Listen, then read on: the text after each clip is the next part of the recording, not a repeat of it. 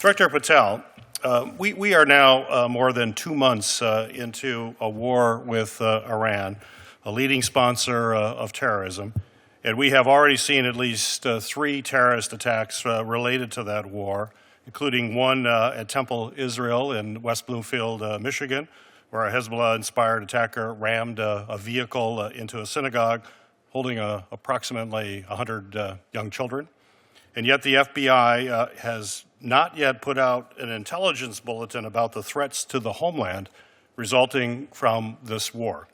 Something that is, as I think you know, usually standard action in coordination with the National Counterterrorism Center and DHS, and is absolutely essential to ensuring that state, local, tribal, and territorial private sector partners are prepared for these threats that we are seeing and actual actions that we're seeing. So my question for you, Director Patel, just to confirm, has the FBI, in coordination with NCTC and DHS, issued a joint Homeland Threat Intelligence Bulletin to state, local, tribal, territorial, and private sector partners on the threats from Iran and its proxies as a result of this war? I know we have pushed out numerous PSAs, and I believe through the ODNI we have spoken collectively on the matter, but on the synagogue attack, the FBI directly coordinated with the synagogue 3 weeks before and provided training, which the synagogue themselves stated helped prevent the loss of. No, I agree with that. Certainly, I have a question later, but that was a good thing, absolutely. But is there a coordinated bulletin going out to all the entities that I mentioned? We have not found that bulletin. We have not seen that. That has been prior practice for the FBI. I'm wondering why this is different this time. That's my question. So what I'm saying is the FBI sent out PSAs to all our state and local partners, and I'll check with ODNI, but we should have sent out a coordinated, collected message out on that front. Well, if you could forward that to me, because we have not seen that. So I'd appreciate that if that's the case. If you could forward that to our office, I would appreciate it. Senator Peters, is a PSA the same thing that Senator Peters is asking about? Yes. Okay. Thanks. We'll see.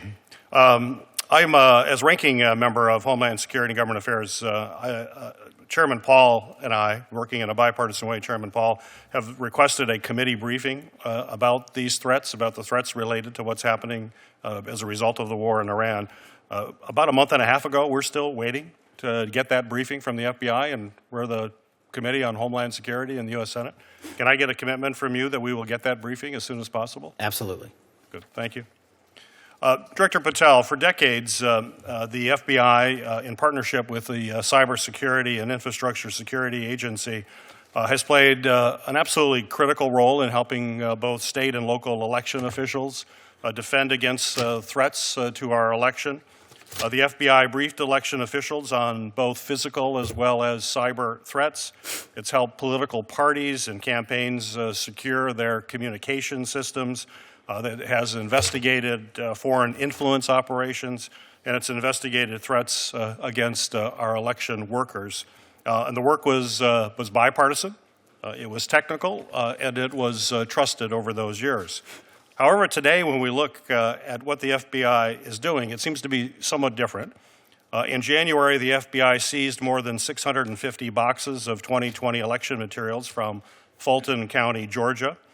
In March, the FBI subpoenaed records from a 2020 election audit in Maricopa County, Arizona, an audit that itself actually reaffirmed President Biden's win. And in April, the Justice Department demanded that Wayne County, Michigan, the largest county in my state, turn over ballots from the 2024 election. So, Director Patel, my question is, why should state and local election officials trust the FBI to support them in actually keeping our elections free and fair when the FBI recently appears to be more focused on supporting baseless speculation and debunked conspiracy theories about both the 2020 and the 2024 election? Well, 2 things, Senator. Thank you. As to the execution of legal search processes, we went to federal and state magistrates, and like we do in any case, and received a ruling of probable cause to advance any investigations we're working on. As to the overall security of the election, that is of primary importance with us, which is why we at the FBI and me have installed ECCs, election county coordinators, in every single 56 field office that I have. We've also stood up a national security, election security post at headquarters for the the upcoming midterm elections. And so we are continuing to keep that a priority and collect information as it comes in from overseas and also around the country. Well, that was my follow-up question there. I mean, but, you know, what we've been seeing, some of these actions here are ones that are related to these debunked theories.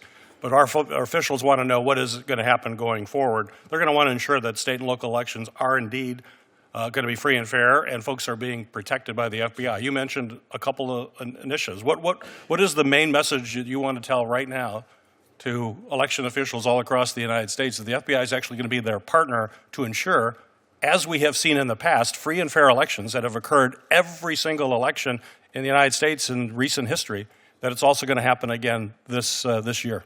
That's why we've prioritized and stood up these ECCs. That's why we've prioritized and stood up these national coordination centers. And that's why we're hand in glove embedded with CISA and DHS to ensure the integrity of this upcoming election. We have prioritized that. We have flexed more resources to that, including the personnel I've shifted out to the field. So they're not just at headquarters, are working on election security and election integrity around the country.